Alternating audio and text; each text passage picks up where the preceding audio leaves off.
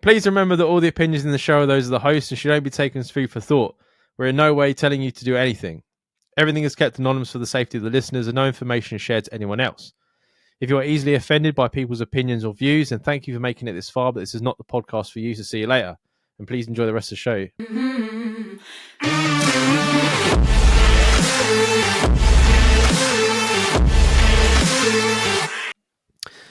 This listener says, ignore the negative comments, Jamie. The people were lucky to get an episode from you in the state you was in. Too fucking right. Oh, well, I was when I was ill? Yeah. Oh, yeah, thank you. Appreciate that. Talking of hate mail, I'm receiving some pretty scary and jarring hate mail myself.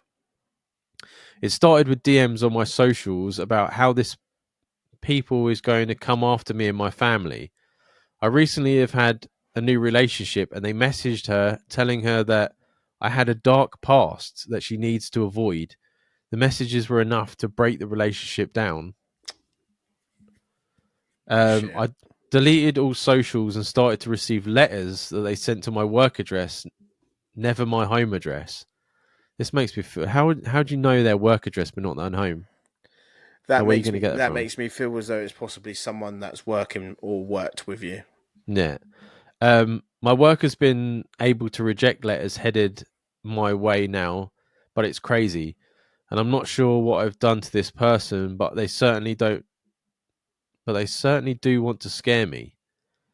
It's been going on for about 2 years now, on and off, and the police can't do anything until there is actual contact with the person. Is that not crazy?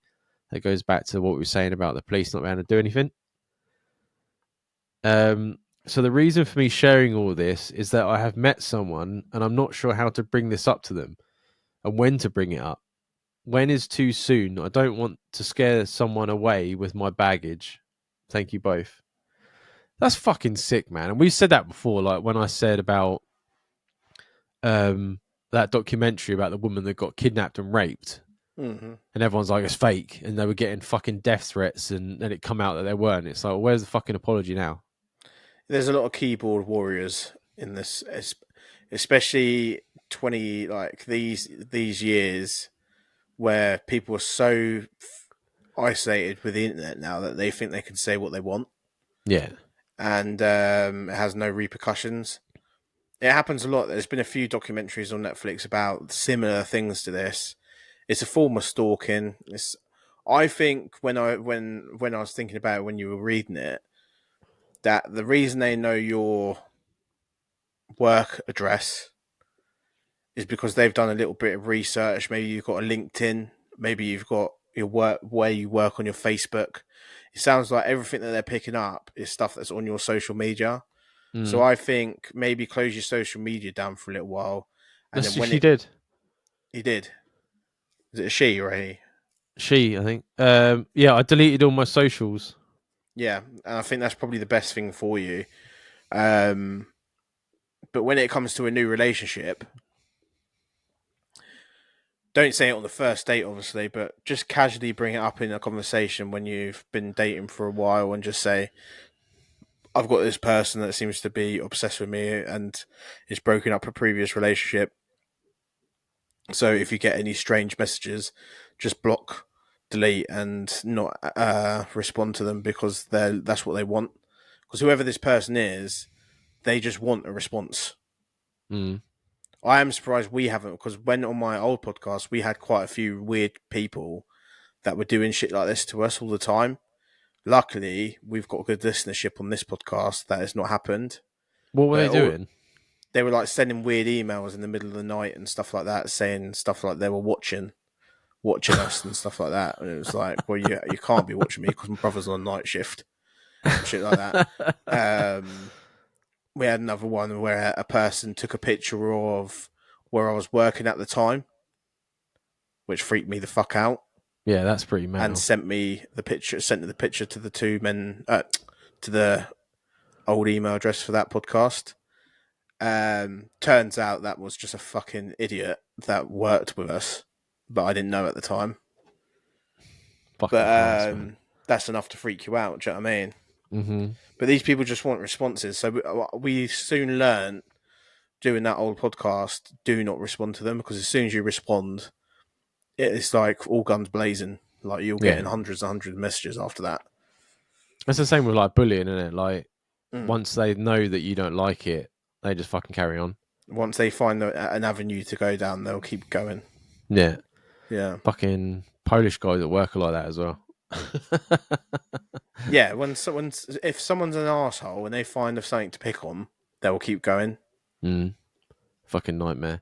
Yeah, it's not a first date thing, but I think if you're seeing this person as someone that you want to spend more time and stuff around, I think honesty is always the best thing. I think the longer you leave it, it feels more like you're trying to hide it, which makes the whole situation worse. I think Yeah, coming out and being open and letting them decide whether they want to be involved is the best thing. But then you've also obviously got to understand that if they it's feel baggage. like It is baggage. yeah, if it's too much and they want to walk away, then there's not much you can do. I just wish there was a way to like find like I hate like so many people's like careers have been ruined, lives have been like people, all those like kids that get bullied that end up like killing themselves because their social medias get fucking heckled. It's fucking disgusting, man. Like I don't. I've I never really been into. I've used to like on the Xbox give a little bit of heckling. You know what I mean, like Yeah, back and forth. But I would never go on someone's Facebook and be disrespectful. it's like on TikTok at the minute. They've gone viral. It's this thing called Burton and Bennett's Sweets or something, where there's Oh yeah, I saw that. Yeah, I don't know what and it's about, but I've seen the TikToks. it's like three drippy people that have like taken over a storage unit type place, and they're like selling multi-pack sweets for like way over the price. Um, these guys have blown up, but it's because people are taking the piss out of them. Do you know what I mean? Mm, And that's a horrible thing for them people to go through, because they're trying their best to try and sell these sweets and stuff and do hundreds of videos and all this stuff on TikTok.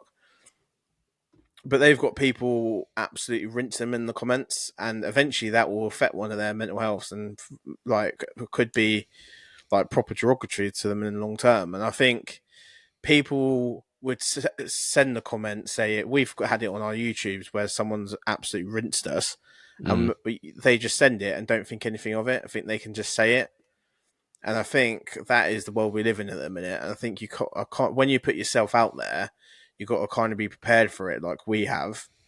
But when you're minding your own business and someone's latched onto you, this person is sick in the head and they just want the attention from you. You might have slighted them in some sort of way that's not even a slight, but they've taken it as a slight. It mm. could be they've taken offense to something you've done, or you've been the reason that something's gone wrong for them, and they're using that as like something to hang on to like come after you.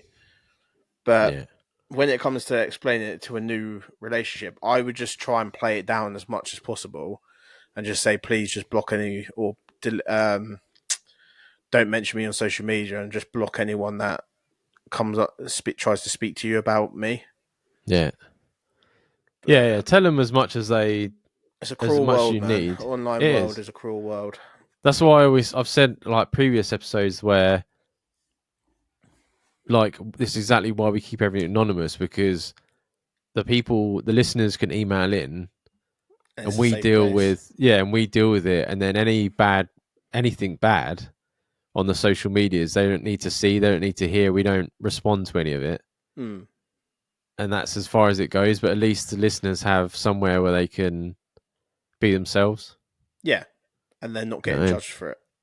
We had one person come onto one of the videos, and what do they call us? Lowbrow trash. Yeah, I just thought that's funny. yeah. What do they expect from a YouTube video? The fucking ponces. Oh, I can't. Like all the people that are on there, and I think myself, do you know what lowbrow trash is? That HS. That's lowbrow trash. Yeah, He's he's such a like backstabbing cunt, that guy. he he's a marketing genius though. Like the whole crash thing and all that stuff, and then he's back in Dubai. That was all set up for their release of their song. Do you know what I mean? Oh, is that what that was for? Yeah, I just think the whole thing's just fucking horseshit. And he goes on podcasts and things like that, and he's talking shit about that general guy. And then the next minute you see him, he's in his fucking hotel room, like having a laugh and a joke in there. I'm thinking, you're just a fucking slimy cunt.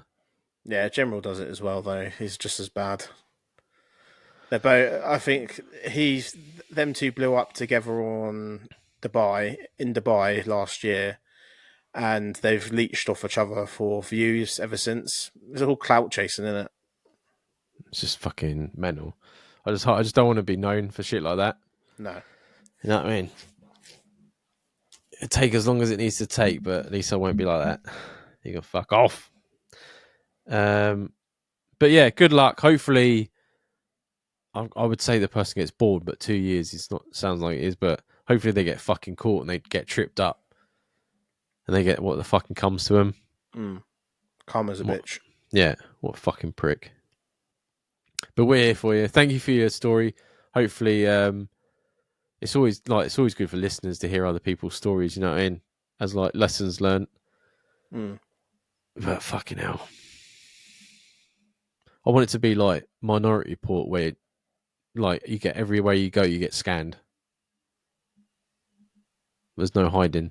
Yeah, but then you're in full control of the fucking government. No. You've handed everything over. We're going away anyway. So we need Guy Fawkes.